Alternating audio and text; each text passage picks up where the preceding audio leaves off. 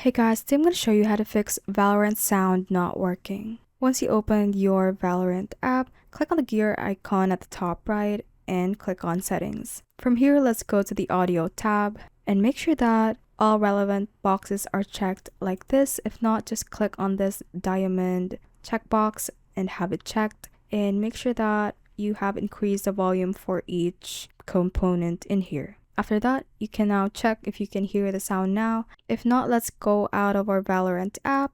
Let's search for our settings. From here, let's go to System. Click on Sound from the options at the left and choose your desired output device. In here, make sure that the device you selected is working, and also increase the volume in here like this. Next step is to search for Device Manager. Let's open this up. We are going to expand audio inputs and outputs by clicking on this little arrow beside it, and right click on the audio device that you are currently using and click on Update Driver. From here, click on Search automatically for drivers, and that should install the latest drivers for your device. Once you have done that, restart your computer and check if the audio is now working. If not, we can go back to Settings, click on System, and click on Sound from the options at the left. From here, under the Master Volume, we can see the Troubleshoot option, so click on that one, and this will open up